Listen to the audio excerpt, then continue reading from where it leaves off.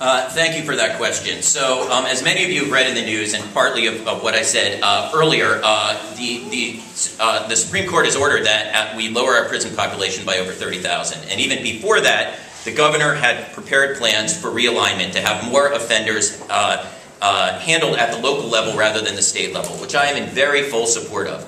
Here's the problem. The governor's proposal does not come with any money at the current time because we can't get a tax increase through the holdout Republicans in the state legislature. That is a disaster. We cannot have people coming back to our communities without money going to the community-based organizations and law enforcement organizations that are going to need to beef up to work with folks to help them re-enter society successfully. So we need to push to make sure that money follows the folks who are coming back home and that money is distributed both to the probation department and police department and DA's office as well as to the community-based organizations that provide services for people who are coming back.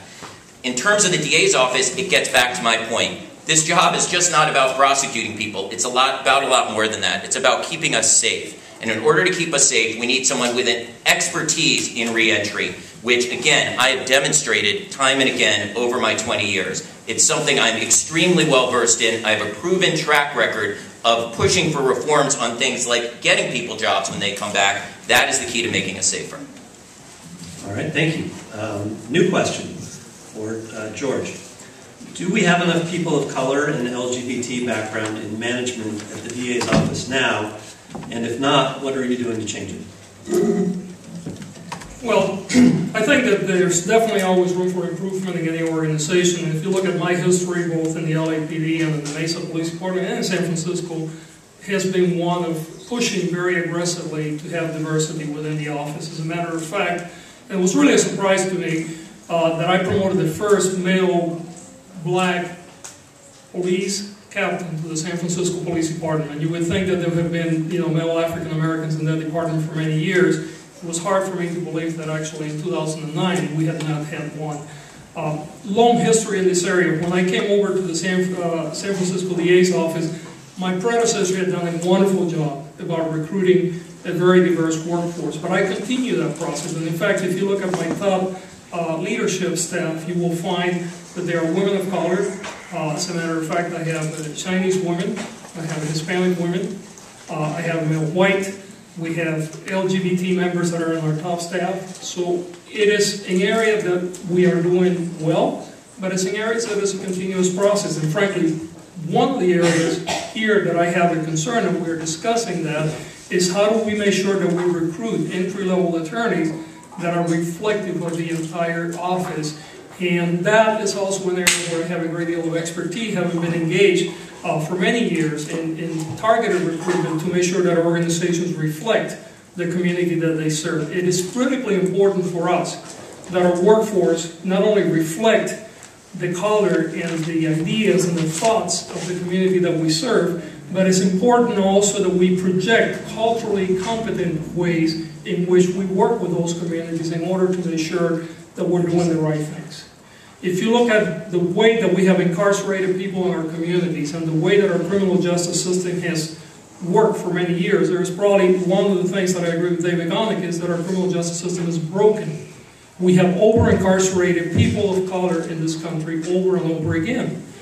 And part of that is having people in the DA's office that understand those issues, that are sensitive to those issues, and when we're prosecuting cases, we're not simply looking for a guilty verdict, we're looking for the right outcome for our community. Thank you.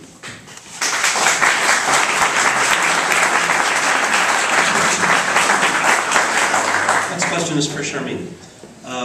What would be your plan on prosecuting cases related to San Francisco's sit-lie measure? I think that the very important point to look at, first and foremost with sit-lie, is that political hot-button measures don't work. And that policing and prosecution efforts are best effectuated on a local, concrete, long-term basis and not for a ballot measure. Few weeks, few months after sit-lie, both sides agree that it hasn't worked.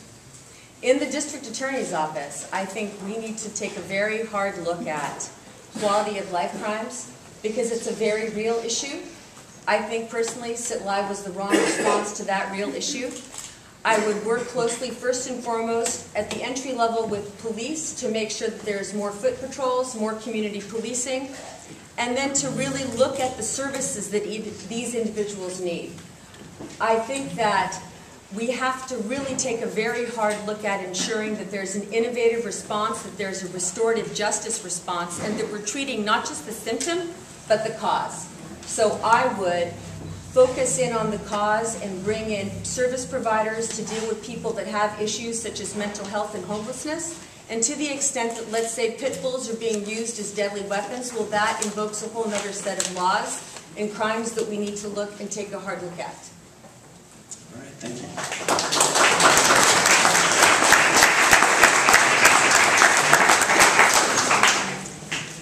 Let's return to David. David, what is your view of the city's sanctuary policy and what it requires of the district attorney? Thank you. So I am a strong supporter of San Francisco sanctuary policy and a strong supporter of immigrant rights. Obviously, we need comprehensive federal immigration reform in this country. I think that's something that all three of us clearly are going to agree on. In terms of issues around immigration, I feel very strongly that we need to opt out of the Secure Communities program under Homeland Security, because it has caused all kinds of problems in San Francisco and around the country. I think California needs to follow the lead of Illinois and New York and Massachusetts, all of which sought to opt out of the Secure Communities program, which sends fingerprints on arrest to immigration authorities to check against an immigration database. And so we've had situations here in California, in San Francisco, and some of you in the audience have worked on these cases, where we've had people who were victims of domestic violence call the police, and the police weren't sure who was the perpetrator and who was the victim, and arrested both members. And so the victim's prints get sent to ICE, and even though the next day the charges are dropped, it's too late. Already they have been reported to immigration authorities, and they are being deported for reporting that they have been a victim of domestic violence. That is incredibly unjust, and it keeps immigrant communities from coming forward and from reporting crimes as they need to. The other thing I'll quickly say on immigration is I'm a strong supporter of David Campos' legislation to, the debate about juveniles was whether they should be turned over to ICE at arrest or at conviction. And again, for the same basic reasons, I think the right thing to do is to turn over juveniles at conviction. That's when they have been proven to commit a crime, not at arrest, when, again, people can be mistakenly arrested.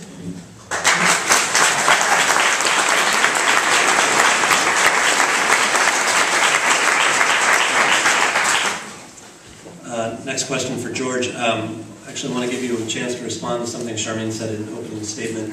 How can the DA's office effectively prosecute drug cases when so many members of the police force are under investigation?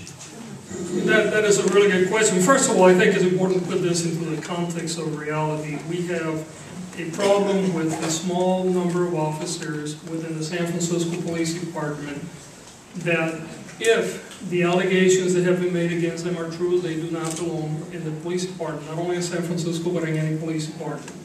The reality is that the majority of the men and women in the San Francisco Police Department are hard-working people doing the right things day in and day out. And we, in fact, have the ability to prosecute many of the cases that are involving drug arrests because we have good men and women doing this work. But let me go back for a second to some of the comments that were made earlier, because there's a lot of theory that is being thrown about here, but there's really only one person here that actually has dealt with police corruption, has actually dealt with large organizations, has actually reformed large organizations in a real way. And if you look at my history, has been one of being very active and very effectively going after bad police conduct and dealing in an effective way, having to do not only with reforming systems within the organization, but actually prosecuting police officers when they needed to be prosecuted. When you hear some of the comments that are being made about whether I can be fair and unbiased, whether there is a conflict or not, the reality is that there is a lot of smoke screens here. First of all, there has only been one challenge to whether there was a conflict in my case, and our office prevailed, because the legal standard for establishing a conflict is a fairly high one. And I know there have been people that have been shopping around for answers on this area, but the reality is that they're illusory. However, there are cases, and there are a very finite number of cases, where I personally adjudicated bad conduct by a police officer. In those cases, the way that we handle those conflicts is going to the Attorney General's office, and we have done so. It is a very finite, very small number of cases, and we have done what needs to be done in order to move those cases forward. Thank you.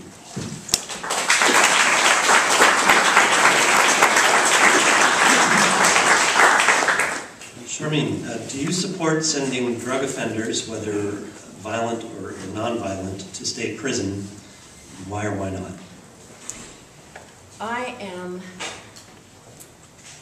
committed to taking an approach as a district attorney that is innovative and that recognizes the reality of not just why people use drugs, but also what, if anything, not just why people use drugs, but what, if anything, is accomplished by incarcerating them. I think zero. We need to take a very good hard look at addiction issues and make sure that people who have problems get the treatment they need. So personal use, I think, belongs nowhere near a jail cell, and it belongs in a diversion program where we can nip in the bud before the problem exacerbates into burglary or whatever it can lead to. I think we need to look at the total person and deal with them from a restorative justice perspective. I think that to the extent we have a financial crisis here, it is a misuse of resources to even consider incarcerating people for drug use. I am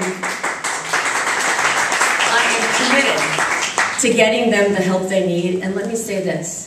After 22 years in the trenches, you really do get a good sense of what you prosecute and what you don't prosecute. And I've seen the impact the drugs have on people, and it's very real. I think everyone here would agree with that. But by the same token, we can't criminalize that behavior. We need to address the need and really focus, I think, also for our youth on no entry, on doing what we can to prevent children from getting into the system in the first place through education and through outreach and training programs.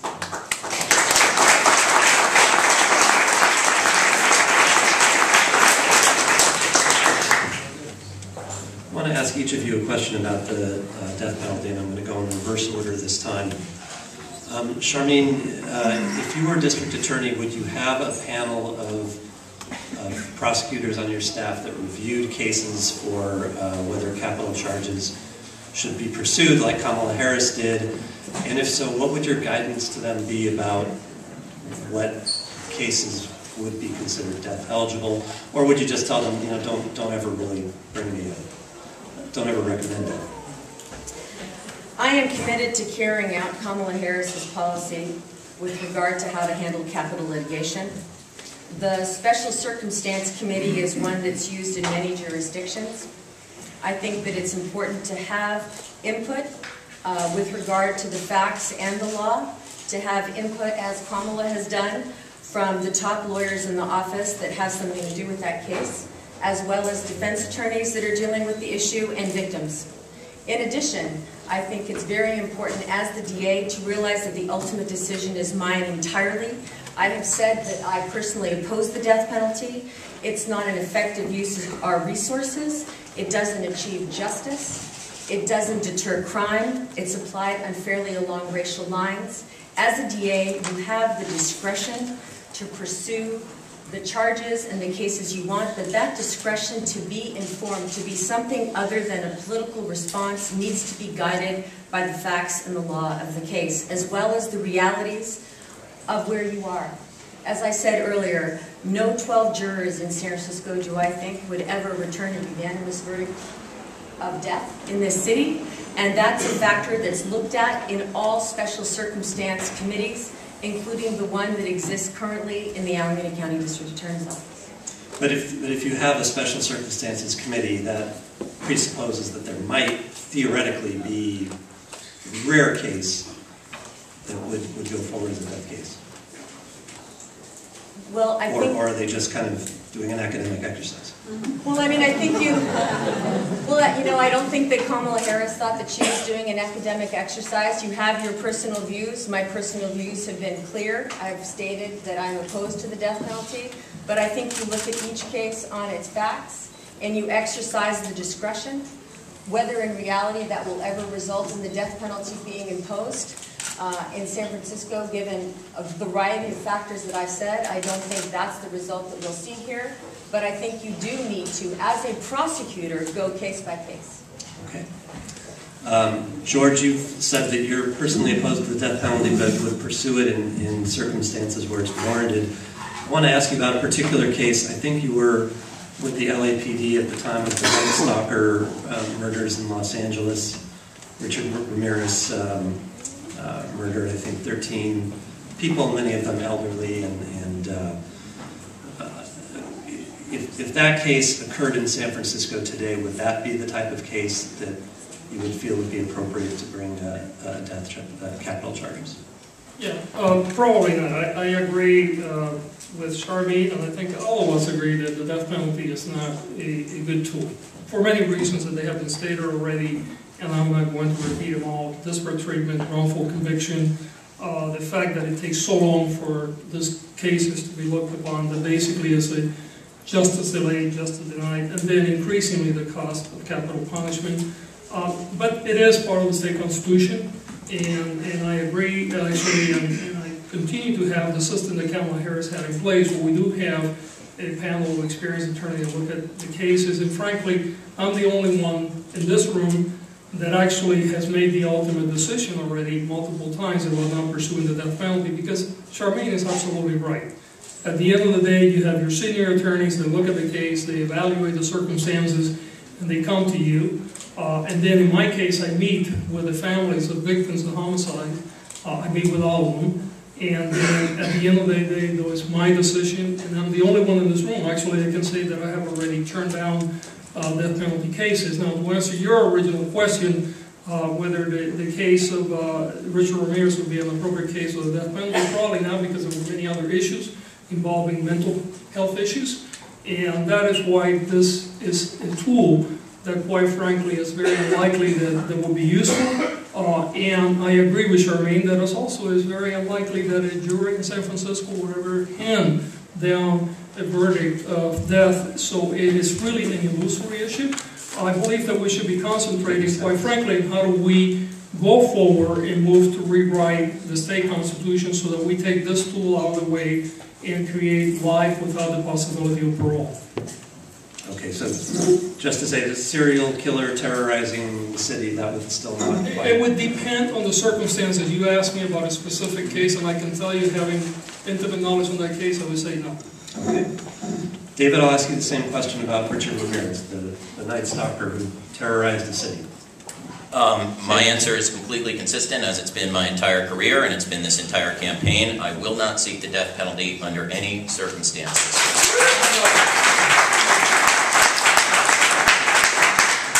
We have a situation here, well, we all agree that the death penalty doesn't work if you hear the rhetoric from both Charmaine and from George, and that a jury wouldn't convict anyway. So who are we kidding here? If we're really not going to seek the death penalty, let's just come out and say it. I'm not going to, for political reasons, go through a sham process where I have my hardworking prosecutors go and look at a case when I know, for all the reasons I've stated, when you weigh all the factors, there is not a single case with which I will seek the death penalty. Thus, the answer for me is very, very simple. And it gets to a broader point about this campaign and why we need an outsider in this position. These two very bright, hardworking, dedicated public servants have been in law enforcement their entire lives. They know as well as me, and as well as many of you, the death penalty is broken and does not work. But they are unable, because of their lifetime in law enforcement, to make the break and state the obvious that the death penalty needs to go and we should not seek it under any circumstances in San Francisco. That's why we need an outsider. That's why we need a reformer as district attorney.